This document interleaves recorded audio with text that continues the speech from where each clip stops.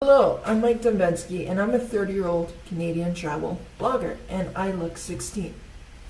Now that we got that out of the way, today I'll be reading from my blog, my website that got deleted in 2015 due to the falling oil prices. We all lost our job to delete my webpage. So, today I'll be reading, straight from a script, what makes a hostel dull. I've been to many hostels. I've read many reviews. What really gets me is when I get to a hostel with potential. Big rooms, lots of space, it's quiet at the hostel, quiet for almost 4 days while I'm there, and I wonder, why are all the smaller, cheap hostels always more fun? I read the reviews, and the others complain the hostel is dull. So here are some reasons why I think that is. Please enjoy. Catering to job seekers and apartment searchers. I will get to a hostel, ready to meet and greet, sit down, see people on their cell phones and laptops. These people do not socialize outside with other travelers. They'll only connect to you if you are looking for a job or apartment. Not to sound judgmental, but I find these job seekers lack hostel etiquette.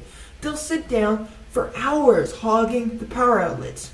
When they're not searching, they will be killing the bandwidth by streaming movies and YouTube or playing music with their headphones in the dorm. I've come to notice that they are messier and less polite. They don't care if it's 6 a.m. They have a job interview. They will talk loudly on their cell phone, set the alarm full blast for the wee hours of the morning. I think these people bring down the atmosphere of the hostel by complaining about everything that makes a hostel what a hostel is.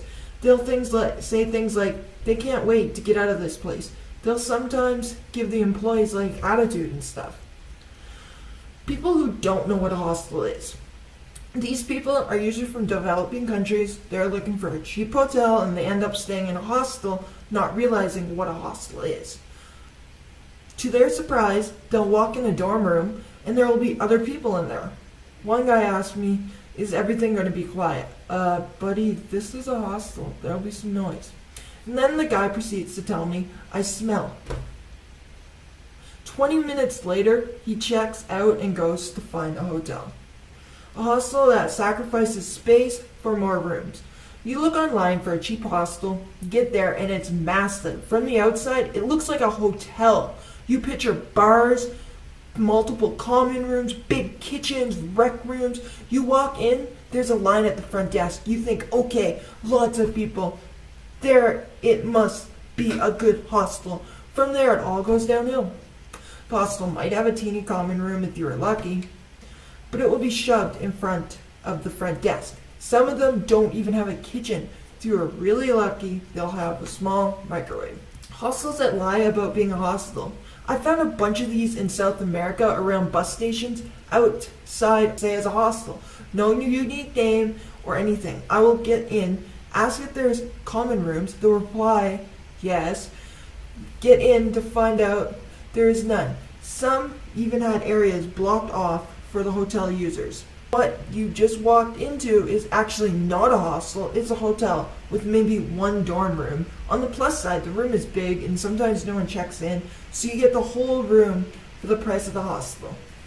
Wi-Fi only in the lobby. Why is this bad, you ask? You think it would get more people in the lobby, hence there would be more people to socialize. But it does the opposite. Instead of doing their flight booking, uploading photos in bed, connecting with friends in their bedroom, it forces them to go to the lobby, so they're less likely to put the phone down in the lobby and they're less likely to socialize with you, and they will ignore you. Bad Wi-Fi or computers. Well, it's easy. It puts people in a bad mood. If they can't do what they need to do and plan their travels. I was once in a rec room for 5 hours. Every person that went in there to go online left angry and would mumble things to themselves and leave in a hurry without saying hi, even after 10 minutes, and I'm the only one in the room.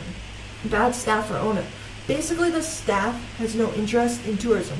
They are not backpackers. They never worked in hotels or tourism. They haven't even stayed in a hostel before. Their only objective was to make money, so they rented a 2 to 3 bedroom flat and converted the rooms into dorms. They have very little knowledge of the city and could care less about entertaining you. A good hostel will have an owner that has went backpacking before hires volunteers not to save money. That is an added bonus. They did it to give the volunteers a bet in exchange for work because they know what it was like to budget travel, that they just don't want to go home right away, and they have done some volunteering themselves. No planned activities. A good hostel will organize a weekly barbecue, pub crawls. A good hostel will have walking tours catered for the hostel guests. If there is something going on in the city, like a festival or Halloween party, they'll organize budget-friendly rides strictly for the hostel guests. I have been to hostels where I'll question their event on the wall and they'll say, we don't organize those every week, but if you can get a group together, we'll do the events for you. I'm a solo traveler. Good luck trying to get a group together.